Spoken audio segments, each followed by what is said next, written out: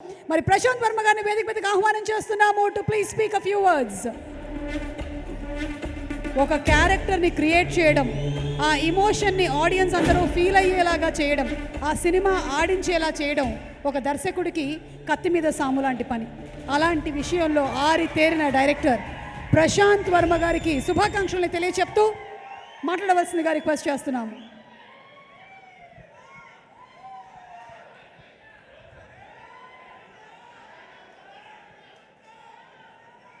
అందరికీ నమస్కారం అండి.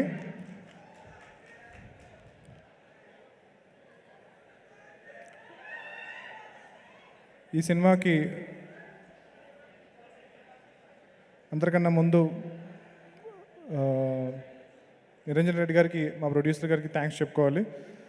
ఆ రోజు ఆయన నన్ను నమ్మి ఈ సినిమాని చేయమని ముందుకి ఎప్పుడైతే ప్రోత్సహించారో ఆ రోజు నుంచి ఈ రోజు వరకు is given unparalleled support, and I'm really lucky and fortunate to have met you, sir. ప్రతి డైరెక్టర్కి ఇలాంటి ఒక ప్రొడ్యూసర్ దొరకాలని కోరుకుంటున్నాను. సినిమా తీయడం అంటే ఒక పెద్ద యుద్ధమేనండి. మనకి మేకింగ్ వీడియోలో చూపిస్తారు కదా, అలాగా ఫన్ స్టఫ్ ఏ ఉండదు. So lot of effort, lot of journey, lot of fight. So almost ఒక వార్ లాంటిది ఒక సినిమా తీయడం అంటే. తేజ అన్నట్టు నేను ఒట్టి చేతులతో ఈ ఫైట్ చేయలేను. సో నాకు కూడా ఒక వెపన్ కావాలి. సో నా ఫైట్కి అంటే నాకు ఆల్మోస్ట్ 12 ఏళ్ళు పట్టింది. మా డాడీకి చెప్పాను, నేను ఏం లేదు నాన్న, నేను చాలా టాలెంటెడ్, 1 ఇయర్లో డైరెక్టర్ అయిపోతున్నాను. బట్ 12 ఏళ్ళు పట్టింది నాకు డైరెక్టర్ అవ్వడానికి. సో ఈ వార్లో, ఈ ఫైట్లో నాకు మేజర్గా ఒక వెపన్లా నాకు హెల్ప్ చేసిన Teja, thank you so much. So అంటే సినిమా తప్పితే అంటే నేను కూడా ఎక్కువ 24/7 సినిమా గురించి ఆలోచిస్తాను. బట్ నాకన్నా ఎక్కువ అంటే నాకు తెలిసిన నిద్రలో కూడా, కళల్లో కూడా సినిమా తప్పితే వేరేదేమో ఆలోచించాడు తేజ. సో అంత సినిమా పిచ్చి. మా టెక్నీషియన్స్, కాస్ట్ అండ్ క్రూ అందరికీ చాలా చాలా చాలా థ్యాంక్స్. మీ అందరికీ పేరు పేరున ధన్యవాదాలండి. సో మా టెక్నీషియన్స్ అండ్ కాస్ట్ కన్నా వాళ్ళ ఫ్యామిలీస్కి నేను ధన్యవాదాలు చెప్పాలనుకుంటున్నాను. అంటే సినిమా అంటే ఇట్స్ నాట్ అంటే వీళ్ళే కాదండి, బట్ మనకి ఎవరైతే ముందు కనిపిస్తారో టెక్నీషియన్స్, వీళ్ళ పేర్లు క్రెడిట్స్ వేస్తూ ఉంటాం కదా. సో వాళ్ళకన్నా మోర్ ఇంపార్టెంట్ వాళ్ళ ఫ్యామిలీస్ అనమాట. ఎందుకు అంటే it's not easy to support someone who works in cinema. అందరికీ ఒక చిన్న చూపు ఉంటుంది, మీ వాడేంటి సినిమాల్లో ఉన్నాడా అనేది ఒక చిన్న చూపు ఉంటుంది. సో అవన్నీ తట్టుకుంటూ మనల్ని సపోర్ట్ చేస్తూ, ప్రోత్సహిస్తూ మనల్ని ముందుకు తీసుకెళ్ళేది మన family. So may it be your parents, your wife, your sister, ప్రతి ఒక్కళ్ళు, మా సినిమాకి పనిచేస్తున్న ప్రతి ఒక్కళ్ళు, టెక్నీషియన్ అండ్ కాస్ట్, వాళ్ళ ఫ్యామిలీస్కి thank you so much.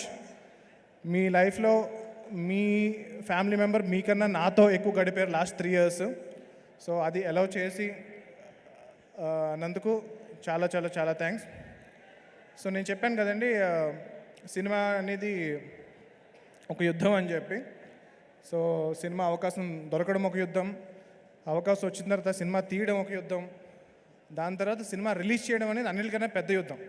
So cinema తీయడం కన్నా సినిమా రిలీజ్ చేయడం అనేది ఇంకా చాలా చాలా కష్టం అనమాట అండి. సో మా సినిమాలో ఒక డైలాగ్ ఉంటుంది. సో మా సినిమా మెయిన్ థీమ్ ఏంటంటే కనుక, హీరో ఒక టైంలో అంటాడు, నేనేం చేయగలను, నేను ఒక్కడనే కదా, ఒక్కడనే నేనేం చేయగలను అంటే అవతల అంత పెద్ద యుద్ధం ఉంది, అంత పెద్ద వార్ ఉంది, నేను ఒక్కడనే కదా అంటాడు.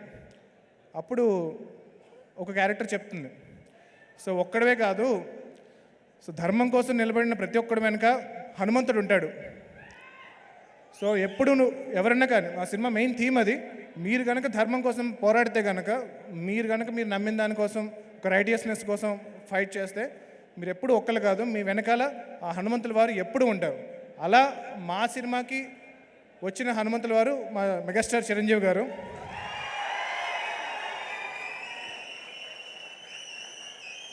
సో తేజకి చిరంజీవి గారితో ఉన్న అనుబంధానికి మా ఫస్ట్ జాంబిరెడ్డికి అడగచ్చు మేము, దానికి ముందు మేము ఆయన అవకాశం అడగచ్చు. బట్ ఎప్పుడు మేము అంత అర్హులం అని చెప్పి మేము ఎప్పుడు ఫీల్ అవ్వలేము.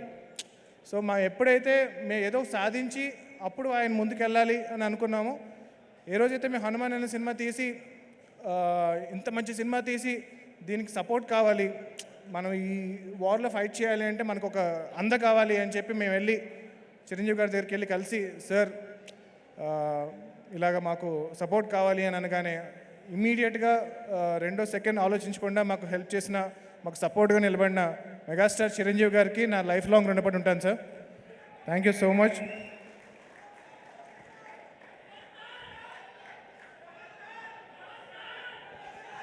సో చిన్నప్పుడు నేను పాలకొల్లో చిరంజీవి గారి కటౌట్ల మీద పాలాభిషేకాలు చూస్తూ పెరిగాను. సో అలాంటి చిరంజీవి గారి ముందు ఈరోజు స్టేజ్ మీద నిలబడ్డాను. సో నేను స్టేజ్ మీద ఉన్నా సరే నాకు ఇంకా చిరంజీవి గారు అంతే హైట్లో కనిపిస్తున్నారు. ఎప్పుడు చిరంజీవి గారు నేను అలా కింద నుంచి చూడడం, ఆ మెస్మరైజ్ అయిపోవడం అనేది it's a moment that I will never forget. So అందరికీ చాలా థ్యాంక్స్ అండి. సో హనుమాన్ ఫిల్మ్ వచ్చేటప్పటికి ఇట్స్ సూపర్ హీరో ఫిల్మ్. మనం చాలా సోషల్ ఫ్యాంటసీ సినిమా చూసుంటాం. మనకి అన్నిటికన్నా దగ్గర రెఫరెన్స్ అంటే కనుక జగదేక్ వీరుడు అతిలోక సుందరి చూసాం చిరంజీవి గారిది. సో ఒక ఫ్యాంటసీ ఫిల్మ్.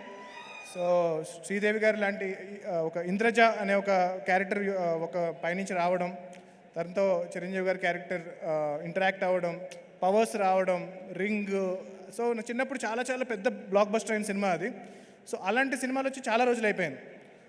సో ఇది కూడా నేను కొంచెం కూల్ ఉండడానికి కోసం సూపర్ హీరో ఫిల్మ్ అని పెట్టాను, కానీ ఇది proper Telugu socio fantasy film. So ఈ సంక్రాంతికి మీరు మీ పిల్లల దగ్గర నుంచి మీ పెద్దల వరకు అందరినీ హ్యాపీగా తీసుకుని వెళ్ళి ఎంటర్టైన్ అయ్యే సినిమా ఈ హనుమాన్. సో ఇది హనుమంతుల వారి సినిమా కాదండి, హనుమంతుల వారి కథ కాదు. సో చాలా క్లియర్గా చెప్తున్నాను. ఒక నార్మల్ మీలాంటి నాలాంటి అంటే చిరంజీవి గారు లాంటి కాదు, చిరంజీవి గారు చాలా మహానుభావుడు. సో మీలాంటి నాలాంటి ఒక నార్మల్ పర్సన్కి శక్తులు వస్తే అతను ఏం చేయగలుగుతాడు, ఒక ధర్మం కోసం ఎలా పోరాడతాడు అనే కథ ఇది. చాలా ఎంటర్టైనింగ్గా చెప్పాం. ఈ సంక్రాంతికి తప్పనిసరిగా మీ ఫ్యామిలీ అందరూ వచ్చి థియేటర్కి సినిమా చూడండి, చాలా ఎంజాయ్ చేస్తారు. And thank you so much for coming here sir. I'm really grateful to be standing on this stage and talking in front of you. ఒక్కసారి జై శ్రీరామ్, జై హనుమాన్.